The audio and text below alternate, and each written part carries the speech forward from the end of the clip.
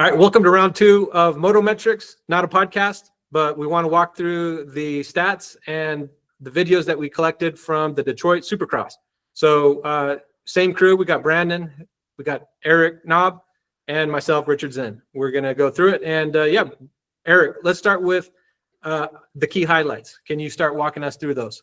Yeah, of course. Right off the bat, we're going to hit on the Webb and Roczen battle and how that really came down to like a 0.09 second per lap advantage that Webb had over Roczen, which ultimately gave him the lead. But he really won this battle on consistency. He was the most consistent rider in the pack, almost a 96 on the consistency, scoring about 3 points clear of any other rider. And I'm just going to hit you with my opinion right off the bat here. And I think that Webb was much faster in this race than what he showed. We see that in his lap 99 time. It was 2 seconds faster than anyone else. I think he was just sitting there toying with Roczen, trying to get in his head, play a little mind game. We know he loves that. And he was just waiting to see when Roczen would break. And eventually he got around him. And after that, Roczen didn't have anything for him. So I don't know if this was Webb starting his mind game antics, or if he was just toying with him, or if it was really that close of a battle. But you never know with Webb, and that's a reason why he has a huge fan base, is because he's not afraid to play those games. Continuing on, hang on, I got a point too. Go ahead. I want to bring something up here. So I just want to make sure, because down here you have this note. We believe there was a timing error in the gates. Right. I heard from you separately that the timing error happened just before the whoop section, right? Like yes. They were crossing it double times. Could it be that the 2 seconds was just an error in that thing in the lap 99? No, I corrected for that. Okay, yeah, because Webb being 2 seconds faster is not characteristic Webb business. No, not unless he clipped another. I'm wondering if that where Nichols gray goes into yellow, if they were clipping it there when they went way inside as well, clipping it early.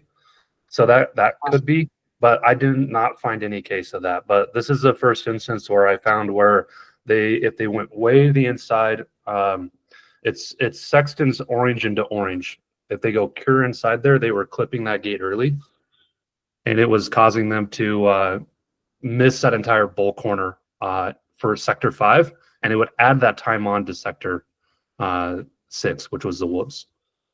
Well, yeah. So that's interesting. Yeah, we just got to go with the numbers. So I don't want to overthink that too much. But that is crazy to be that much faster, especially when Sexton just really looked like he was flying, and to get beat by that much by Webb.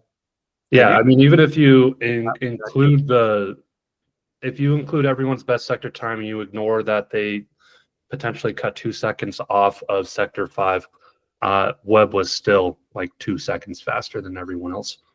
That's in lap 99 times. Yeah, and every single rider ended up clipping that gate at least once. I think you could see it in his riding too. He looked comfortable. I think, at least for me, I could really see the increased comfort, and he looked racy. Yeah, he looked in control to me. He looked like he was winning that race.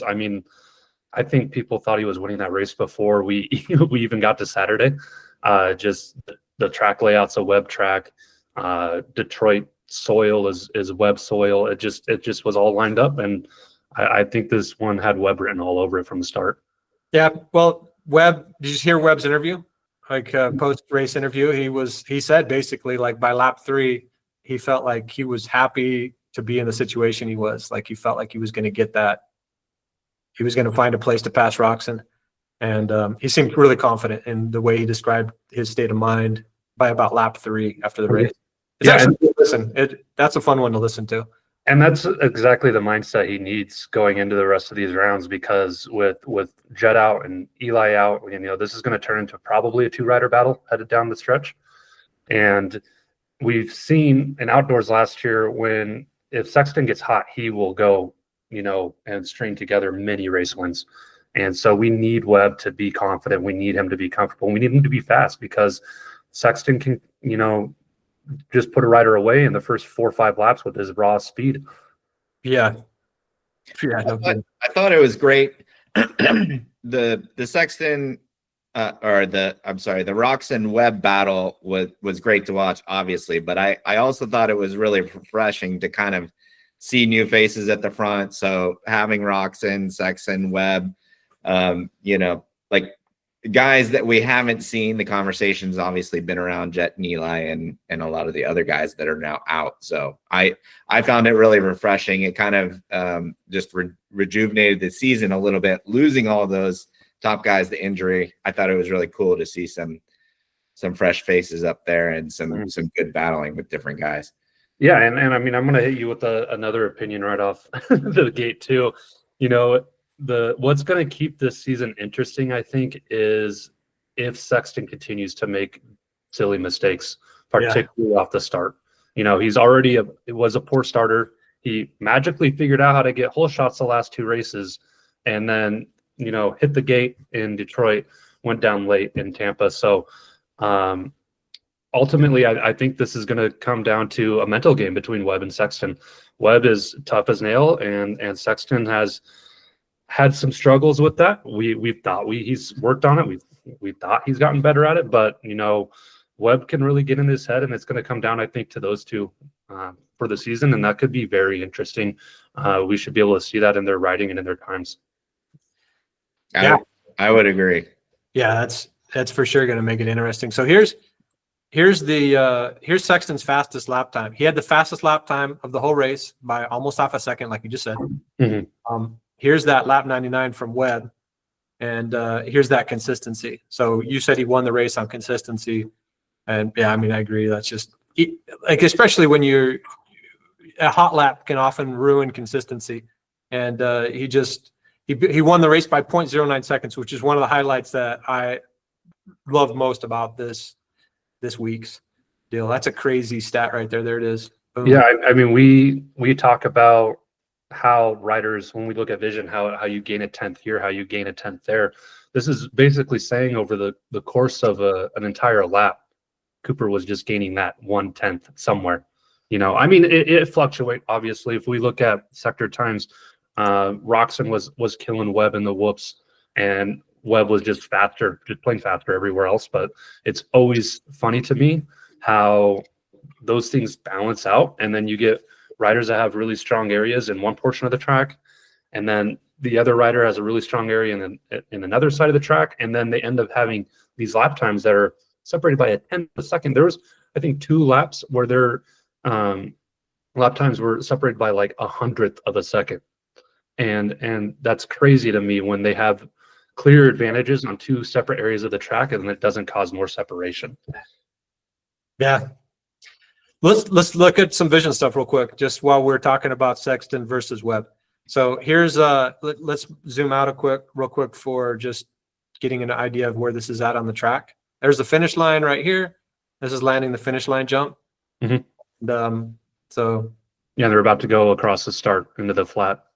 Yeah, and immediately hit like a 270-degree corner.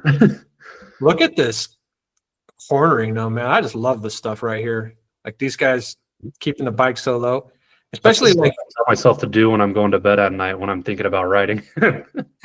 Yeah, this is like you can't sleep if you imagine yourself in this situation. But look at like Sexton keeping his head in line with the front wheel, the number plate, and I mean this is like if I was to ever get my bike this leaned over, my body would be sticking up like this, a little more like Webb. But they keep it equal right here. And that's been a really strong area of Webb all year is the flat areas of the track. Him and Eli have been really strong in the flats, and I think that's going to come down to that YZ. Just it has that acceleration factor that the other manufacturers don't seem to have right now. I mean, we see it on the starts in the 250s all the time, and I think that they figured something out for the 450s for just having insane speed in flat areas of the track. This is where I think I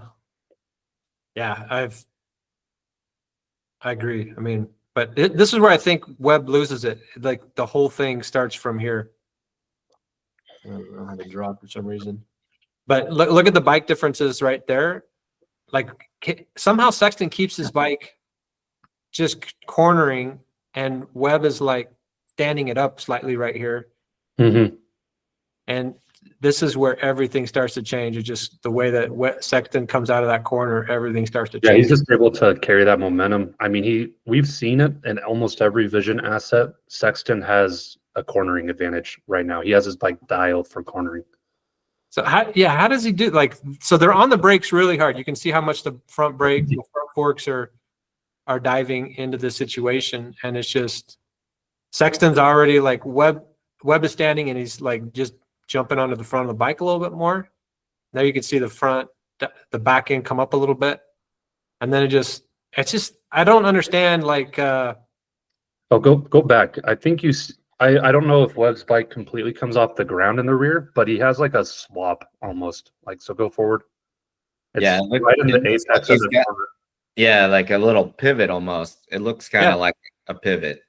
Yeah, where his butt hits that front of the seat, and you could just see everything dive, like the bike dynamics change. Mm-hmm. And that's losing. I think he's losing traction to the rear wheel. Yeah, and that it takes longer for his bike to get settled. And Sexton just somehow keeps that rear wheel driving in the corners. Yeah, let's look how settled his bike is. It's not doing the like yo-yo limousine thing. And right there, that's right. Like That the last rebound is where Webb's bike really gets unsettled.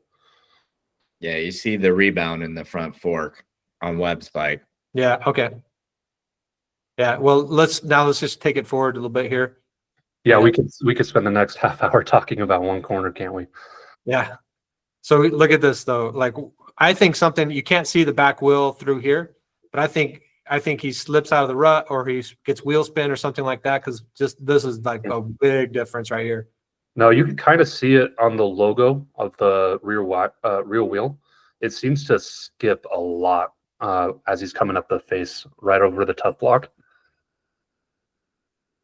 Yeah, it looks like maybe he got cross-rutted or. I got the. Sorry guys, technical difficulties. For some reason it cuts out, and it's like losing connection to the thing I'm sharing to the phone. Because so it's my actual phone, just so you know, my actual phone, and I'm doing like Apple's new, what do they call it? Screen mirror or something. Yeah. Yeah. So Webb gets, like, he's losing time, and they both clip the landing, which I find interesting too, because we can go look at Levi Kitchen was doing this, and he was getting to the tabletop. So I think those bikes can get to the tabletop. And not unless the track just broke down that much by the time they got on it. The face of that jump's probably pretty chewed up. I mean, that rear wheel has to be pushing a ton of torque to the face of that jump. Maybe it just chewed it out. Well, they were doing it all night long too. So it also makes me wonder, maybe they want to clip it slightly to get that to slow down. One, because they got to lift. Yeah, I mean, it looks like Sexton gets over it a little bit cleaner. Yeah, slightly cleaner. Yeah, he looks on top almost. And then Webb's already like pulling the front wheel back up again right here, and Sexton. There's a lot of differences in that technique, but they both like downside this really clean.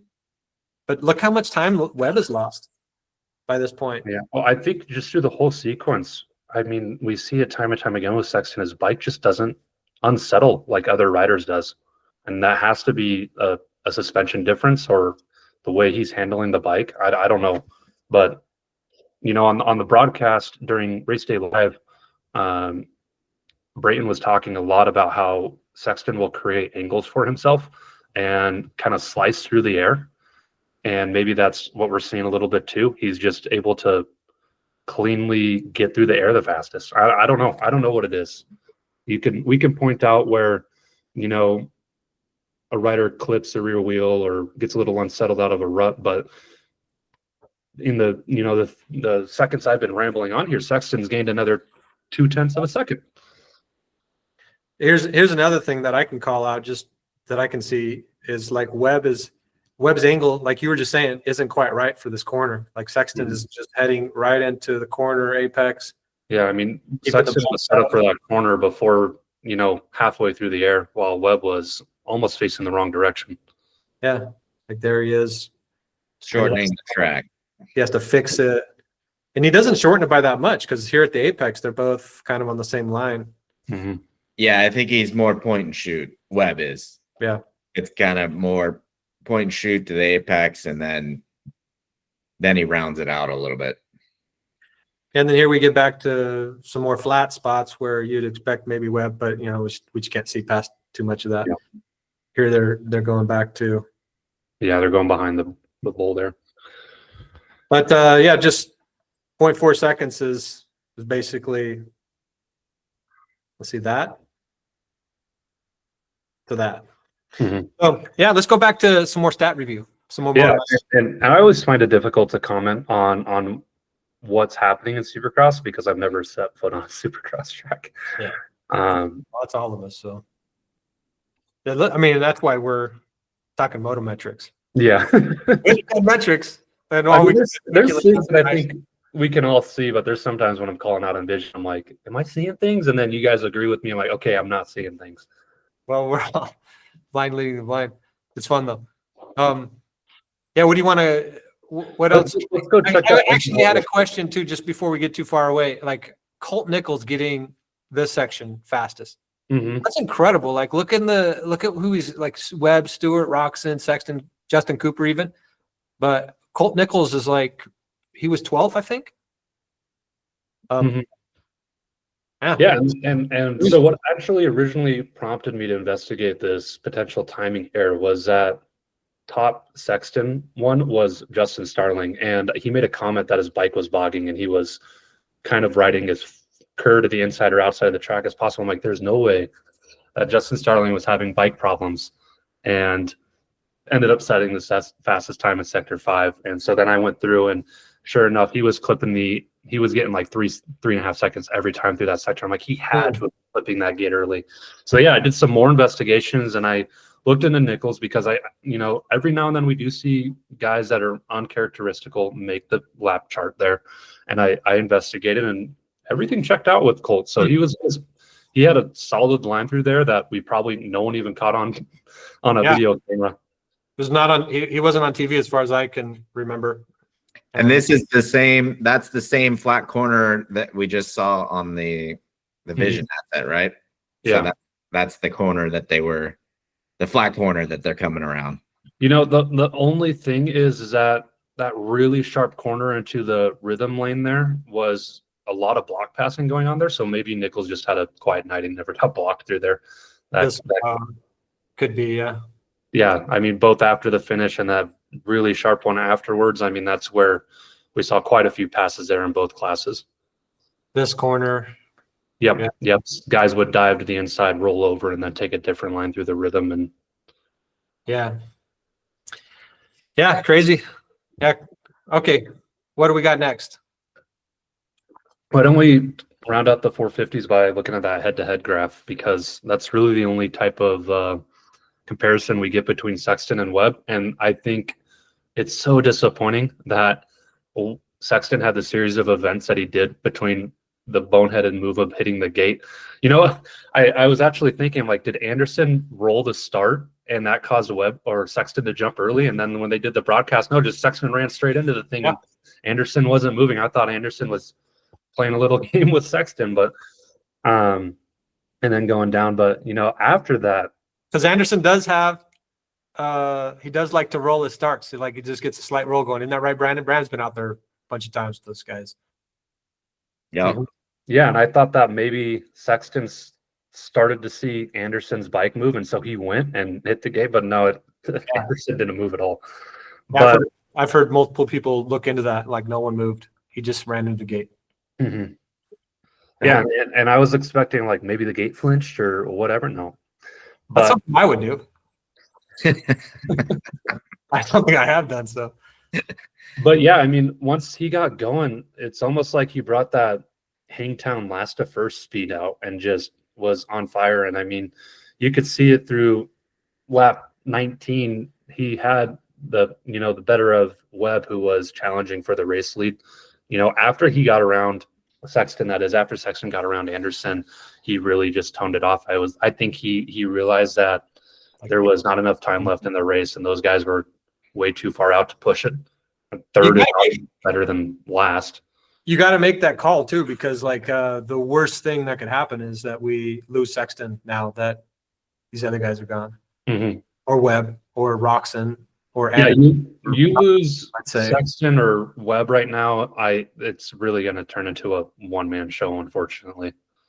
Yeah. Yeah. I mean, when we look at, I don't want to talk illy of Roxon, but his second half of the season stats is where his race winning threats kind of disappear.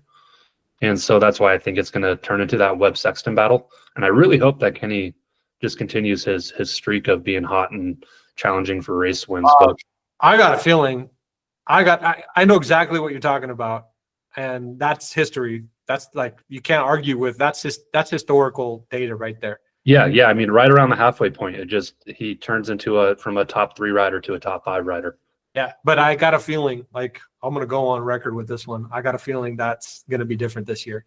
I think so too. I mean, his whole attitude and aura is different this year. He's not talking about controversial takes. He's not going and bagging on people on Instagram post race, right? He has a positive attitude.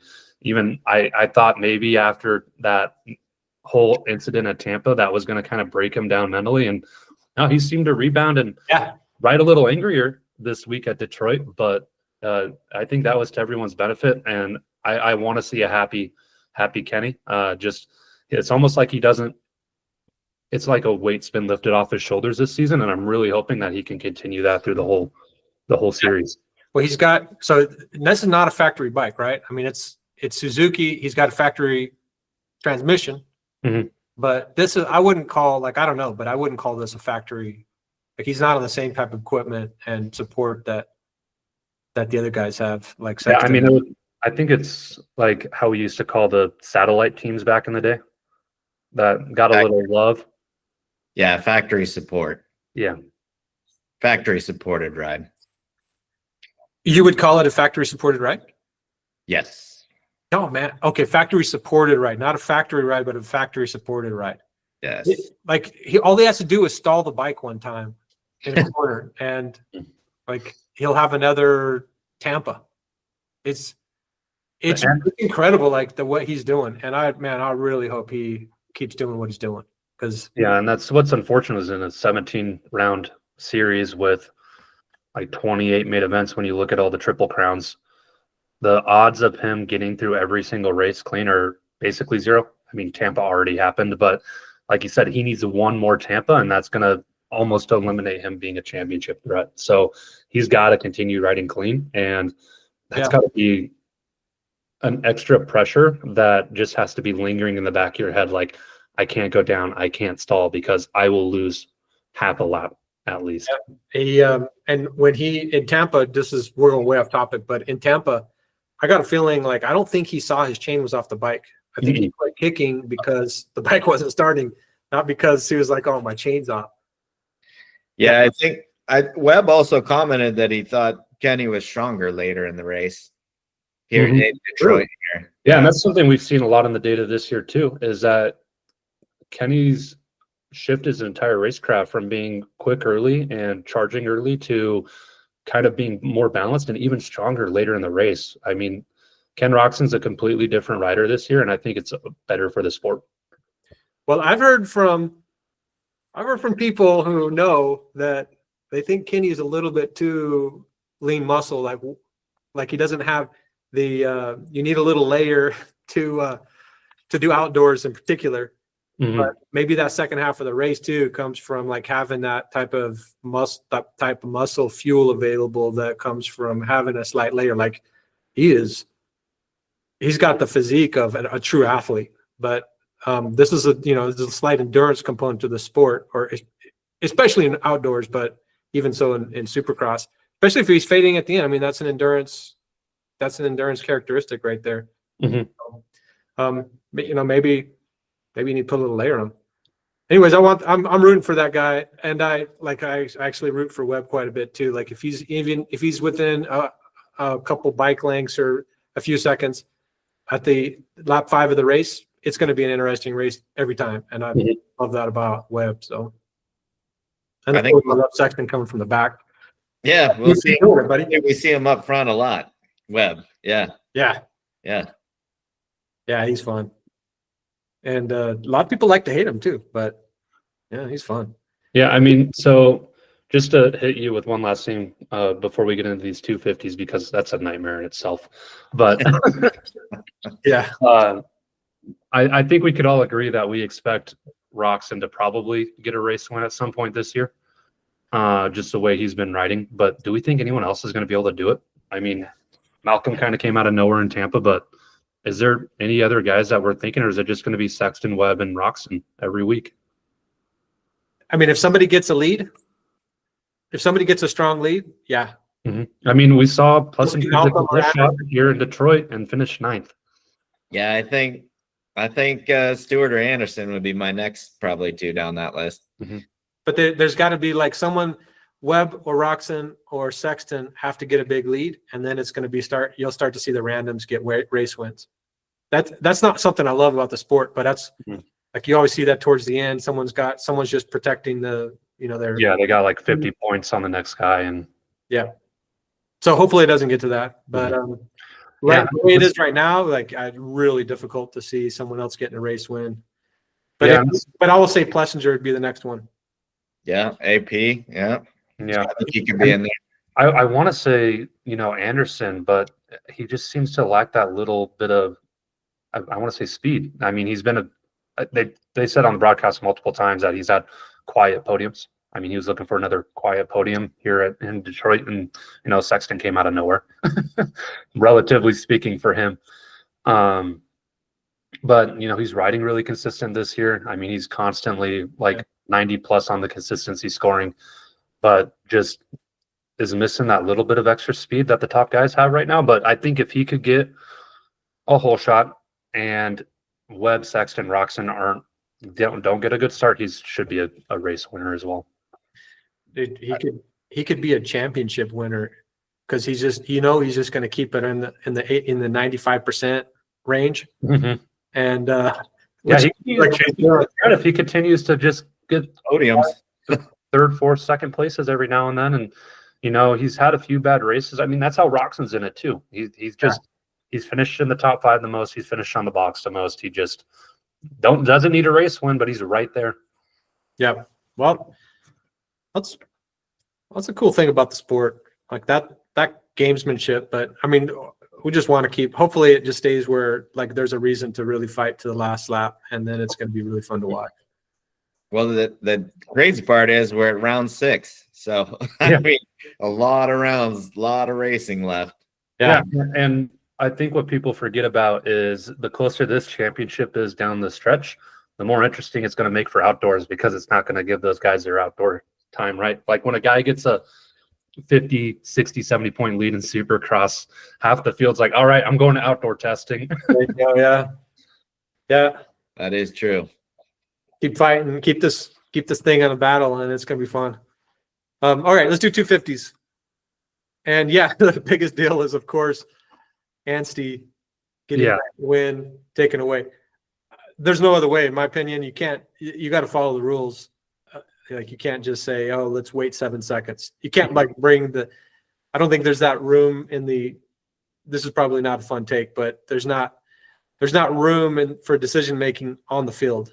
You got to say red flag or no, and it's got to be just a snap decision, I think, because it's about the safety of the guys helping a rider and about the rider. But I think where a majority of the outrage was initially fueled was that last week when Pierce Brown went down and had the red flag, they posted the wrong rules on the broadcast. Yeah. So that was all fresh in our minds. We all saw it say 90% of the race time completed. And then just a week later, it's magically different. And I think that's what caused a lot of chaos, a lot of confusion. I agree with you. They have to go by the rules. Does this mean that they should maybe look at the rules? Possibly. Well, no, I mean, like there's somebody on the floor needs to make the call, like red flag. And it's probably the medic guy, the Alpine Star crew. Yeah. And they just got to say red flag, and no one can be second guessing that. That's the point where I think, like, that's the one where you just wait 7 seconds, like be aware of the race situation. And I think that's where you cannot do that. But Yeah, I think that's well, they stated that safety of the rider is paramount. That's always the leading, the leading factor there.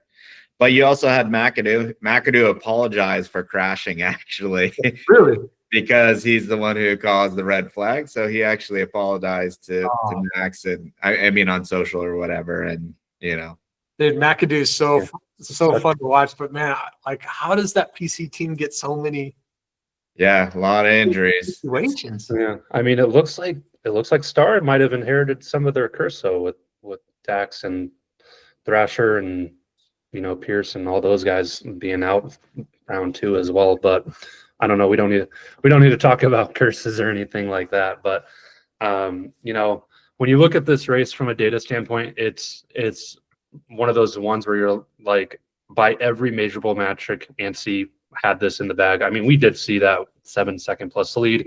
Even though he wasn't faster than Kitchen those last 3 laps, his average lap time was still way faster than Kitchen's. When you look at the lap chart, Kitchen's not even on the lap chart, and then it's hard. I think this is the first time all year where we've seen a race winner not be on the lap chart. I noticed that, absolutely, and actually have a vision asset that I will be posting later today. That, let's just for time, let's not go into it right here, but of Anstey versus Kitchen. And I mean, even on qualifying laps, you could see that Anstey he had it covered. Mm-hmm. Yeah, and I mean, I think moving forward, Anstey just has to, I think if he continues riding like he's riding, this is going to be a null factor, 4 or 5 rounds from now. Well, East Coast rounds anyways, right? But the dude has just been fast, super fast the first 2 rounds. And no one's been close. So I've got a question. Who are the guys in 250s right now? I mean, obviously it's Anstey. I think we go to an East-West shootout. The Anstey is going to be your guy for raw speed. I mean, he's getting the starts too. So shoot, the way he's riding, he should be the guy. Here's a controversial. I mean, Deegan is not the guy right now in Supercross. Really? I don't think so. I mean, he's having the same struggles that like Chase is having, just awful starts and not getting a good starting position. He has the raw speed, he's shown that, but I mean, even Juju's been challenging him for that over on the West Coast. I mean, if Deegan was the guy, he would have had the points leader threatened for it at least once. and he hasn't had it yet. I don't know. But yeah, you might want to delete that, or we might get banned by Deegan, but don't want that. Brandon, what you take, dude? I agree. Anstey's the guy right now. He looks complete. He looks like the fastest. He looks really comfortable. Yeah, I mean, if you're talking about both coasts, I think Kitchen's definitely in there. I mean, obviously Juju and Deegan on the West Coast. It's a real bummer that Shimoda's got the finger issue. That one was tough to swallow. Hoping the time off he's gotten healed up. Yeah, hopefully that'd be awesome. But what I could tell from Tampa was that apart from Anstey, I didn't know who was going to be like a contender, and I think that was shown this week when Levi Kitchen went from having a terrible race to being first. I'm gonna call it kind of second, but first. Same with RJ, same with Vial. So I mean, it's like a completely different race. But it could still be like I still think that we're going to see more Vial than. And I'm not a huge fan of Vial even, but I think we're going to see more of Vial even in the series to come on the East Coast.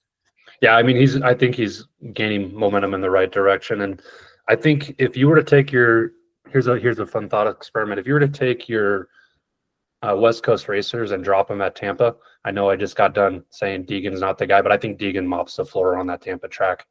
I mean, he's great on the speedways. He's great outdoors.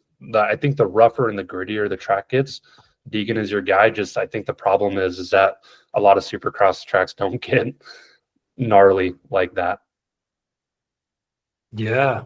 I think that there's been, I mean, the East obviously is I think really stacked compared to probably the West at this point in the kind of where we're at currently, just the injuries and stuff. But I think there's been a lot of inconsistent, like you really look across the board, there's been a lot of inconsistency too. Guys that are really fast one round and then, you know, have an off race and then they come back and they show a lot of speed. And I think we've seen that in both the 250 class and the 450 class.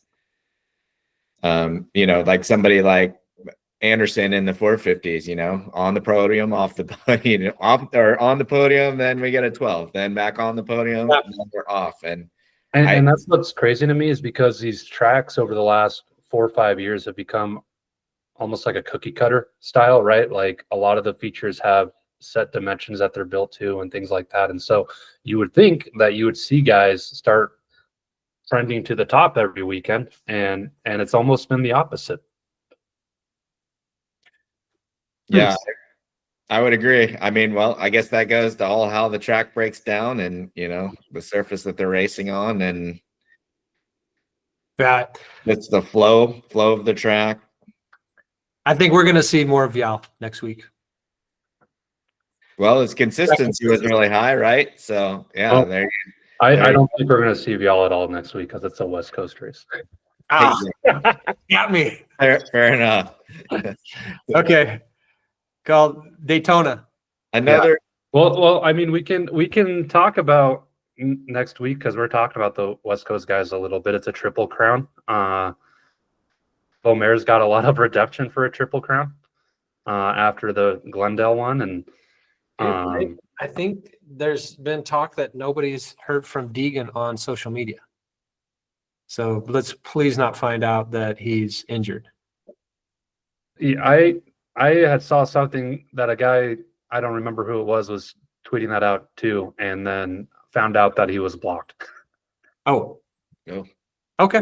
Yeah, and then that transpired into, apparently on Instagram you can block all linked accounts. Like Instagram knows if you make a different account with and you're the same person, and so you can block all associated accounts. Interesting. All right. Well, what else do we want to call out here on the Yeah, I think too with this East Coast, like Max is the guy, and Kitchen's looking like being the guy because they're one of the only two that's not recovering from an injury. Because the reason why this East Coast got so stacked in the first place is not because they were scared of Hayden Deegan on the West Coast. It's because they were dealing with some sort of injury. Yeah.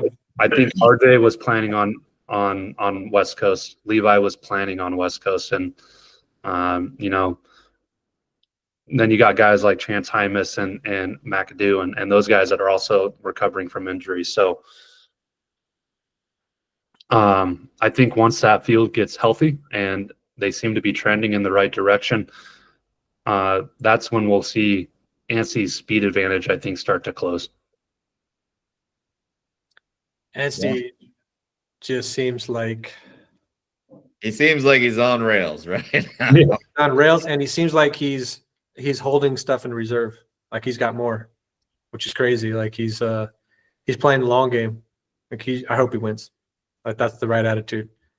He's got more in reserve. He said in a post-race interview, he didn't want to like put those extra 2% in against Levi in that last race because he's like looking at longer. But if it was the last race of the last lap of the last race, like he had a lot more to give. That's pretty cool. Yeah, no, I mean that's a championship mindset right there. Yep. Especially in the 250 division where they only have half the number of rounds. You gotta, if you want to win that championship, you almost have to finish first or second every single week. You know, Vial won it last year by finishing 16th or whatever in the first round, which is really unheard of in the 250s. Yeah. But you know, if you look at the previous champions over the last 10 years or so, their average finish position is like a 2.3. You got to be that guy every single week. And I think we're gonna have to wait to see the third round if Anstey's going to continue to be that guy, if Kitchen's going to try to be that guy.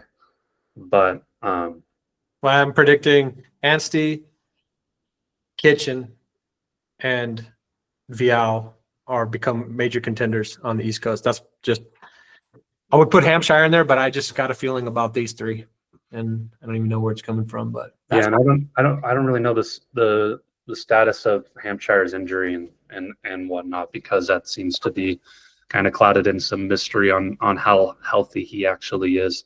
You know, speaking from my own wrist injury back in August, when I go and ride, it takes one square edge for my hand to slip and smack the clutch reservoir, and it almost wants to make me pull off. Like, just it's an incredible amount of pain, and it just I lose my sense of grip for 30 seconds to a minute. My hand kind of goes numb. I pull off. I'm sure if that happens to him after going through 2 wrist surgeries in the past year, he probably has some grip issues if he were to hit an edge wrong. So what you got? Who's got injuries right here amongst us? I got none. obviously here. Oh, So here's a question for you. Did you, after the red flag and at the staggered restart, did you guys have any kind of gut feeling? For me, I just had this kind of bad feeling that it wasn't going to go Anstey's way. No, I knew instantly that I thought it was going to be RJ, because he is so ferocious. If there's a race one on the line, like, he will send it. And he tried. He got into second briefly, and I think Anstey was like, I will take second, but I'm not going back to third. And then, but yeah, I just had that bad kind of feeling as well that Anstey was not going to win that race. Well, the gap was like 11 seconds or something, right? Before the red flag. He had a pretty considerable gap. Mm-hmm. Yeah, I thought it was 8 seconds, but yeah, I mean, I remember one point throughout the race, because I watched it with my sister, I just made the comment, I'm like, look at the gap between Anstey and Kitchen, and every time they went through a timing sector, it was like 10th of a second, 10th of a second, 10th of a second. Like, up until that restart, Anstey was just on fire, and that restart kind of equalized everything. And I, like you, Brandon, had that sneaking suspicion that we were not going to see Anstey on the top step. Well, I picked before, with 7 seconds left in the race, I had everybody in the right position for the 250 class in my fantasy. So you know. But then 3 laps later, they were not. Oh, 3 laps later, Anstey was in second, and I had. So, yeah. Pretty cool. That was a fun race. It turned out really fun. Like, made me think maybe you got to do a little sprint race, 3-lap sprint race at the end of every race, just to give it, like, that was exciting. Mm-hmm. And I did not like the outcome, but that was really exciting. That was like a race in a race. That was pretty cool. Just not the I wanted. It did inject probably some excitement into the end, but I think I was off my seat at that point. Yeah, it's hard to do that much work and then not come up with the victory in the end. I mean, definitely a kind of a deflating. He got robbed for sure. I was actually thinking of that. I was like wondering if there was some way if they can implement in the future. Like when the freeway's real congested and they have like the red light and then they'll give you the green. It's like, I wonder if they could hook it up to where they can stagger their restart to have a light that flashes when you can go, and it gives everyone their position back. That's actually an interesting concept. Very, very intriguing. Yeah, but anyways, yeah. I don't know what that accomplishes. I love the how exciting it was. It would not have been exciting. You just start them over again with that. Mm-hmm.